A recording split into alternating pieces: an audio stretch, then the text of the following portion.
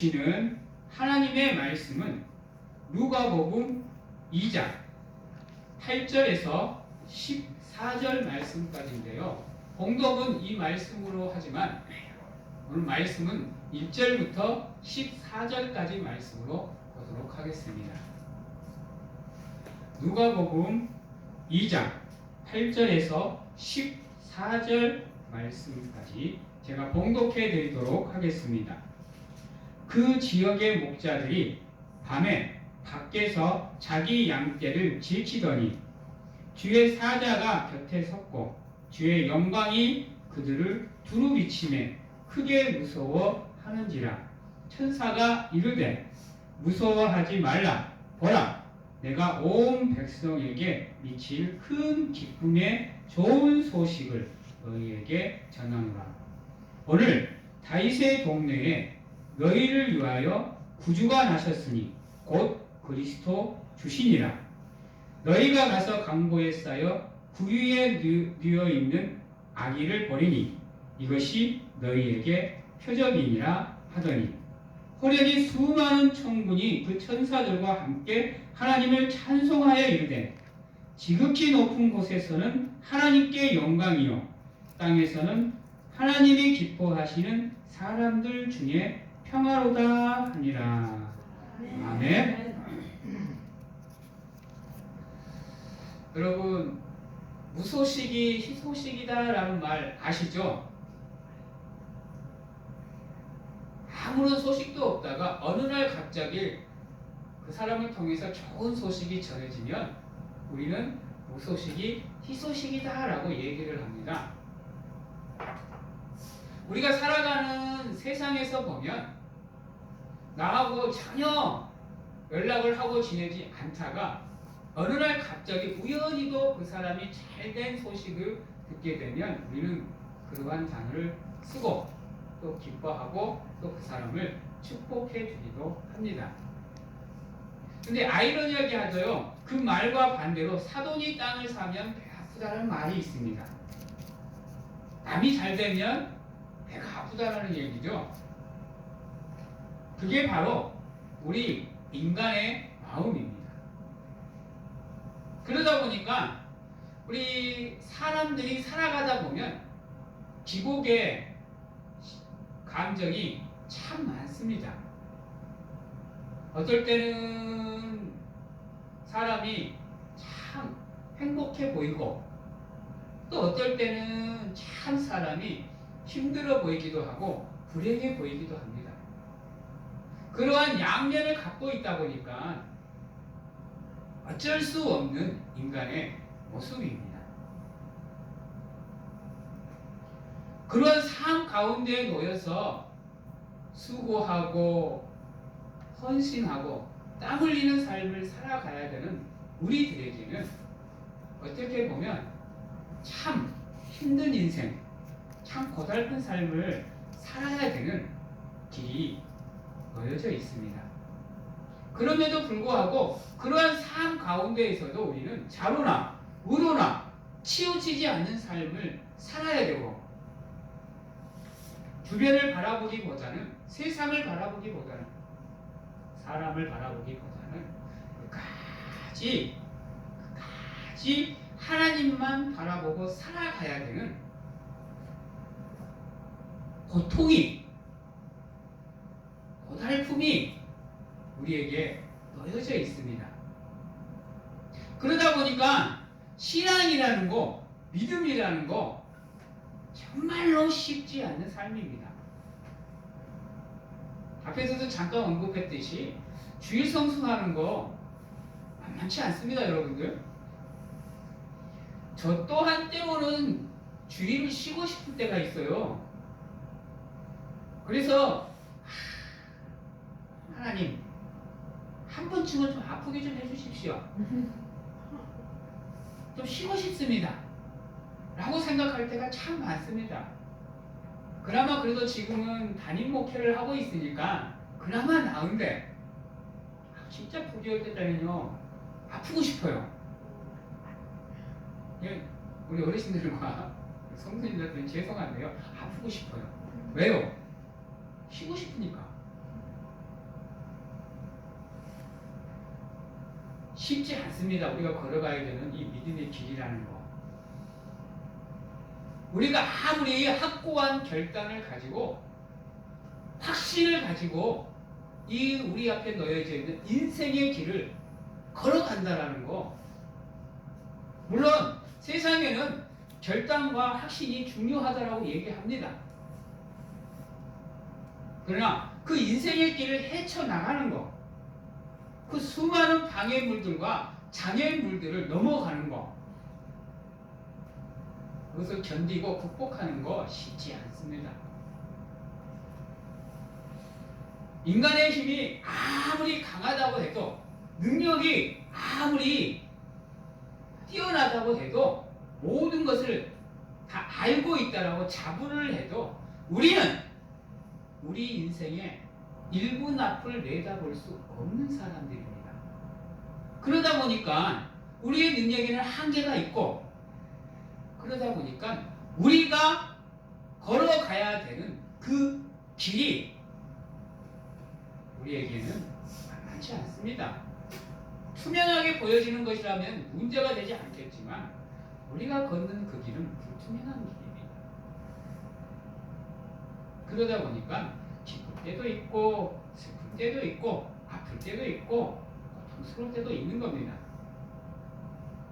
하지만 우리를 너무나도 사랑하시는 하나님께서는 비록 우리가 그러한 삶을 살아갈지라도 우리가 그것을 극복할 수 있는 방법을 우리에게 허락하셨어요. 그리고 그것을 우리는 성경을 통해서 수많은 선포되는 말씀들을 통해서 알고 있습니다. 그럼에도 불구하고 문제는 뭐예요? 우리가 약하다 보니까, 연약하다 보니까 우리도 모르는 사이에 그 하나님께서 주신 방법을 잊어버리고 산다는 거죠. 때론 무시도 하고요. 때론 외면도 하고 살아갈 때가 참 많습니다. 근데요, 하나님께서는 분명하게 우리에게 주셨어요. 그리고 그것대로 우리가 살아가면 그 모든 것들을 극복하고 우리가 처해져 있는 그 환경 속에서도, 고통 가운데에서도 우리가 기쁨을 누리며 행복을 누릴 수 있도록 만들어 주셨습니다. 근데 우리는 어떻게 생각을 하냐면 우리의 삶에 고통이 없어야 축복이라고 생각합니다. 그렇죠? 문제가 없어야 되고 장애물이 없어야 되고 방해하는 요소가 없어야, 우리가 생각하는 대로 순조롭게 모든 것이 다 이루어져야 우리는 하나님께 복을 받는다라고 생각을 합니다. 내가 원하는 대로 돈을 벌어야 되고 내가 원하는 대로 대가를 얻어야, 저 사람은 수많은 복을 받고 있구나 라고 생각을 하거든요. 그렇게 따지면 재벌들은 행복해야 됩니다. 왜? 우리가 상상할 수도 없는 물질들을 갖고 있잖아요.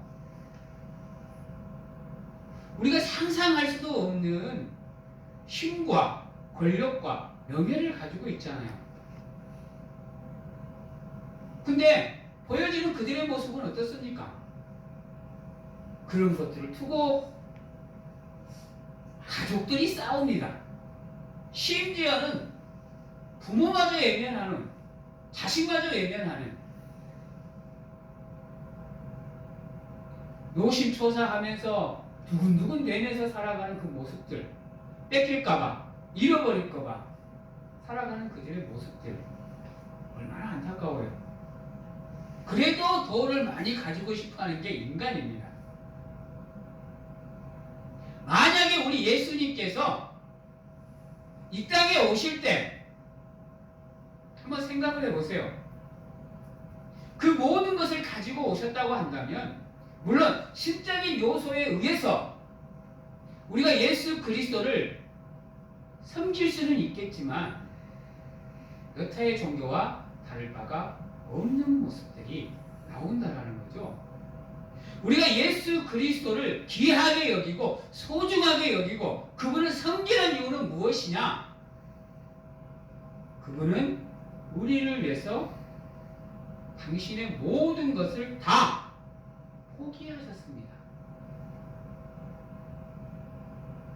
심지어는 더럽고 추악한 이 육신을 입고 이 땅에 오셨어요. 그리고 그것으로 끝이 아닙니다. 고통을 당하시고 신이면서도 불사의 존재이면서도 죽을 수도 없는 존재이면서도 우리를 위해서 모든 것을 다 헌신하고 우리를 사랑해 주신 그 은혜가, 그 모습이 우리로 하여금 진심으로 예수 그리스도를 믿고 따르게 만드는 겁니다. 오늘도 보시면 천사가 예수 그리스도의 탄생을 예언해 주는데 놀라운 것은 세상의 구주이시고 세상의 주인이신 만왕의 왕이신 예수 그리스도가 이 땅에 오시는데 초호화로운 호텔 속으로 오는 게 아닙니다. 여러분, 따뜻한 온돌방으로 오는 게 아니에요. 보일러가 빵빵한 곳으로 오는 것이 아닙니다. 놀랍게도 우리는 쳐다보지도 않는 마국간으로 오셔요. 그것도 구유에. 여러분, 신앙은 하나님께서 우리에게 말씀하시는 복은 세상 것이 아니에요. 그것을 풍족하게 누리는 게 아니라 우리가 처해져 있는 환경 속에서도 비록 우리가 고통 가운데 놓여 있을지라도 누구로 인해? 예수 그리스도로 인해 만족하고 기쁨을 누리는 삶을 하나님은 원하시는 겁니다. 그게 우리가 가져야 될 신앙의 참 모습이고 예수 그리스도가 이 땅에 오셔서 우리를 구원하시는 가운데 하나님의 백성으로 삼아주신 이유입니다. 즉 우리가 어떠한 상황 속에 놓여 있을지라도 그분만 바라볼 수 있는 믿음을 가질 수만 있다면 우리는 세상 가운데 어떠한 상황 속에서도 흔들리지 않는 믿음을 가질 수 있고 세상 그 어떠한 상황 속에서도 우리는 그것을 극복해낼 수 있는 존재라는 겁니다. 그 원천이 바로 예수 그리스도라는 거죠. 그분이 오늘 여러분들의 삶 속으로 여러분들의 믿음 속으로 강림하셨습니다.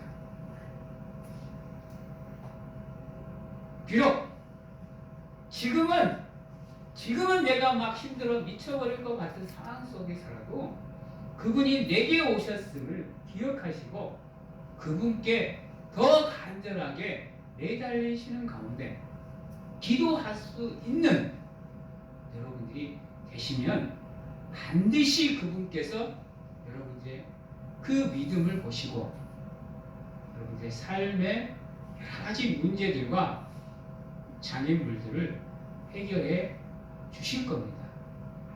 그 은혜가 여러분들의 삶에 풍성하게 넘치기를 소망합니다. 여러분, 예수 그리스도가 이 땅에 오신 것은 나로 인해서입니다. 나로 인해서예요. 그것을 기억하십시오. 왜 쓰잘데기 없이 탄생을 하냐 이거예요.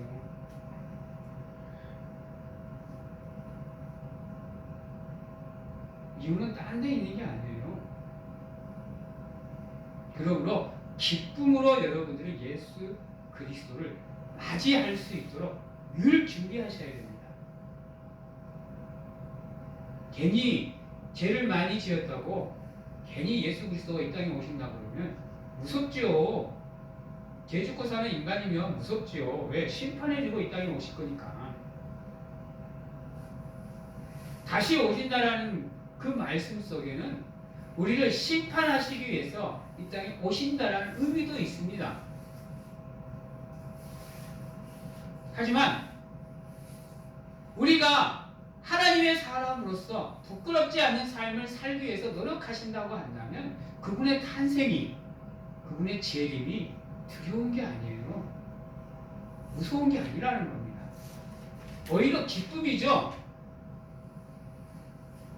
여러분들, 저는 한 번씩 그래요. 우리 사모님한테 그런 얘기 했다가 늘 구박만 받는데 지금이라도 하나님께서 불러주시면 난 간다 그래요. 나 잡지 말라 그러거든요. 하늘나라 가야죠. 하나님이 불러주시면. 총알같이 가야죠. 그렇게 야단 맞지 마요. 네. 그래서 많이 힘듭니다. 여러분, 하나님이 부르시면 기쁨으로 갈 수 있어야 됩니다. 기쁨으로 그 부르심에 응답할 수 있어야 돼요. 이제나 저제나 오실까 노심초사하면서 요리 피하고 저리 피하고 하는 게 아니라 오시면 달려나가셔야죠. 그러기 위해서는 저희들이 하나님이 원하시는 모습을 가지기 위해서 노력하는 삶을 살아야 됩니다. 그래야 그분의 강림이 우리에게 기쁜 소식이 될 수 있는 겁니다. 오늘 천사가 동방박사들을 찾아옵니다. 언제 찾아오죠? 밤에 찾아옵니다. 여러분,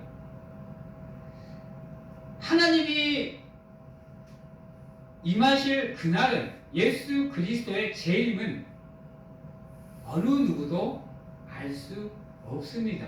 그분의 탄생조차도 사람들은 어렴풋이 알고 있었지 언제 탄생한다라는 거 알지 못했어요. 즉 우리는 항상 준비를 해야 돼요. 항상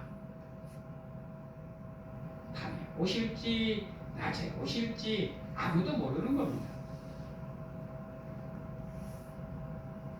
그러다 보니까 죄 가운데 살아가는 우리는 두려울 수밖에 없는 거예요. 두려울 수밖에 없는 거라고. 때를 알면 대충 살다가도 그 때에 맞춰서 우리가 우리의 삶을 바꾸면 되지만 그게 아니지 않습니까? 그러다 보니까 우리는 늘 우리 자신을 돌아보셔야 돼요. 혹여나 나의 말 한마디에, 혹여나 내 행동 하나에 혹여나 하나님이 실망하시지 않을까 걱정도 하셔야 되고, 그렇지 않게 해서 노력도 하셔야 돼요. 그래서 최선을 다해서 여러분들의 삶을 살아가셔야 돼요. 여러분, 우리가 살아가는 삶이 믿음이라는 거 쉽지 않습니다. 또 우리가 여기서 드리는 이 예배의 모습이 우리의 삶 속으로 들어간다는 거 어렵습니다. 그럼에도 불구하고 하나님이 우리에게 원하시는 건 우리의 삶과 믿음이 하나가 되는 겁니다. 일치가 되는 겁니다. 그래야 우리가 믿음 안에 예수 그리스도를 기쁨으로 맞이할 수가 있는 겁니다. 마음에 찔린 게 없으면 법 앞에서 장담하죠. 내가 잘못이 없으면 누가 나를 뭐라 그래도 나는 당당할 수 있습니다. 그러나 내가 잘못을 하거나 죄를 지면 우리는 당당할 수가 없어요. 우리가 하나님 앞에 하나님이 원하는 삶의 모습으로 당당히 살아간다고 한다면 여러분들의 삶은 하나님의 기쁨이 될 수 있고 우리 또한 하나님을 기쁨으로 맞이할 수가 있는 겁니다. 천사가 얘기합니다.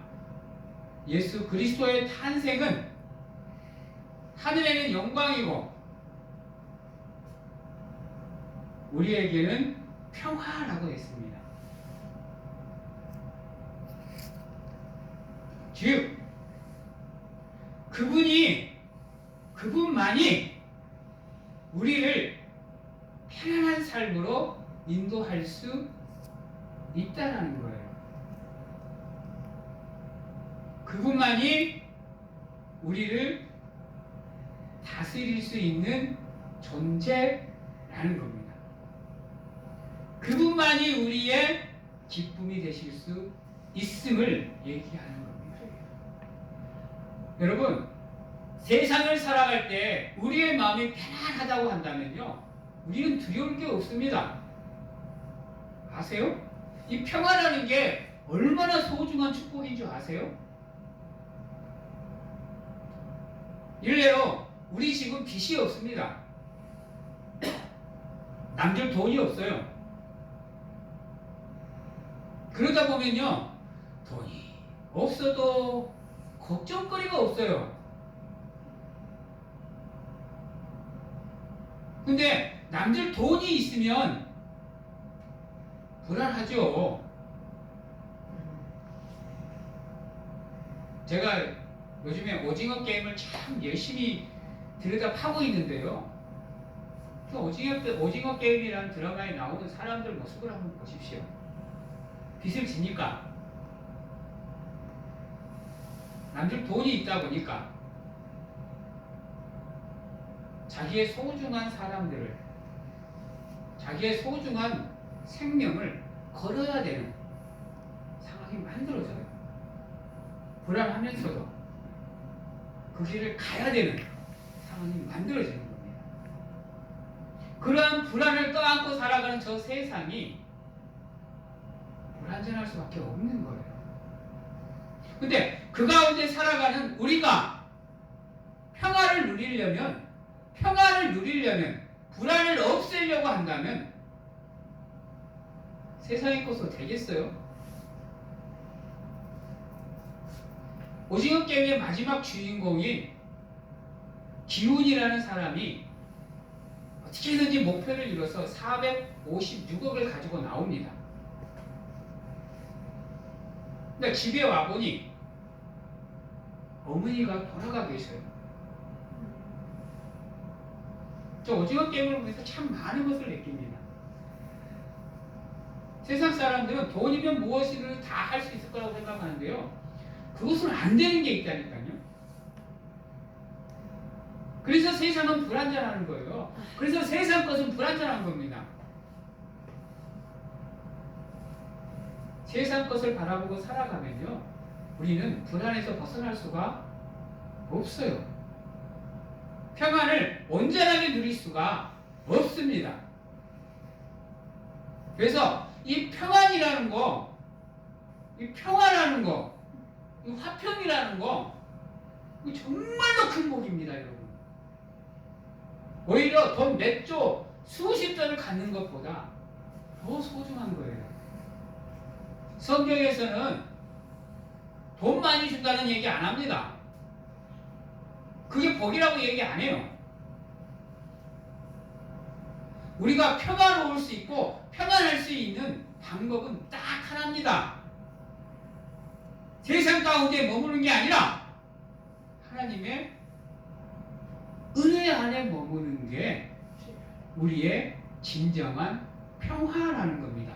그래서 불안한 우리의 삶 속으로 하나님께서 누구를 우리에게 보내주시느냐? 예수 그리스도를 보내주시는 이유가 거기에 있습니다.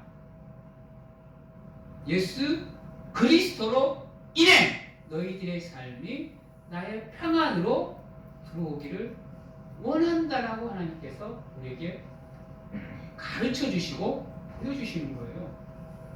더 이상 2021년 어떠한 삶을 살아왔든지 깨끗하게 잊어버리시고 오늘 이후로의 삶을 통해서는 여러분들의 삶이 세상 가운데 있는 게 아니라 하나님의 가운데로 예수님의 은혜 안으로 들어올 수 있는 삶을 사셔야 돼요. 그분으로 인해서 만족할 수 있는 자족의 삶을 사셔야 됩니다. 그런 삶을 살기 위해서 노력하신다고 한다면 하나님께서 여러분들에게 부어주신 그 평화를 여러분들은 누릴 수 있게 될 겁니다. 그때야만이 비로소 예수 그리스도의 강림이 우리에게 기쁨이 되는 겁니다. 예수님의 탄생은 우리에게 기쁨입니다. 믿으십니까? 아멘. 그분만이 우리에게 온전한 평화를 주실 수 있습니다. 믿으십니까? 그렇다면 그 믿음에서 흔들리지 마십시오.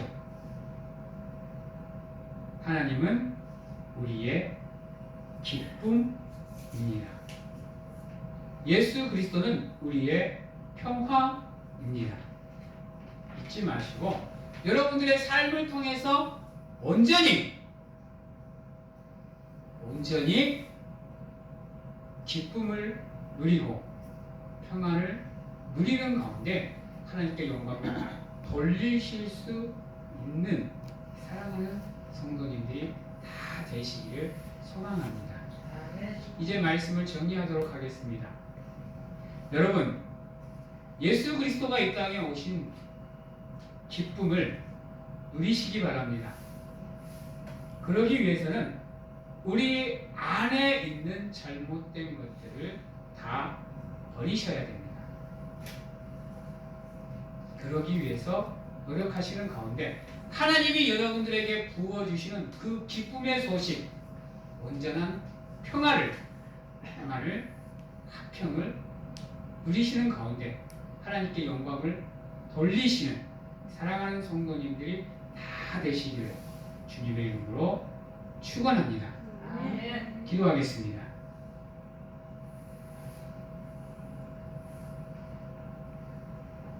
사랑의 하나님, 2021년 불안 가운데 살았습니다. 죄악 가운데 살았습니다. 걱정하고 근심하고 염려하며 살아왔습니다. 그렇게 살지 않겠노라고 결단하고 또 결단하고 확신했지만 연약하고 나약하게 그지없는 우리는 그 가운데 살아왔습니다. 이 시간 예수 그리스도의 강림을 사모하며 그 모든 것을 고백하고 회개하오니 주 예수 그리스도의 보혈로 깨끗하게 덮어주시고 씻어주시고 사하여 주셔서 앞으로 우리가 맞이해야 될 시간들 속에서는 불안하지 않게 하시옵소서. 평화를 누리는 삶을 살아갈 수 있도록 하나님 붙잡아 주시옵소서. 그리하여 2022년을 맞이하는 이 길목에서 기쁨으로 예수 그리스도의 탄생을 축하하며 하나님의 잔치에 참여할 수 있도록 하나님 축복하여 주시옵소서.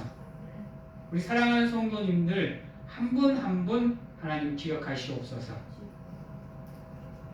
기억하셔서 그들이 다시금 하나님 앞으로 나아가는 가운데 성장하게 하시고 성숙하게 하시는 가운데 하나님의 임재가 우리에게 기쁨이 되듯이 우리 또한 하나님의 기쁨이 되는 삶을 통해 하늘엔 영광이 되며 땅엔 평화가 될 수 있는 삶을 살아갈 수 있도록 축복하여 주시옵소서.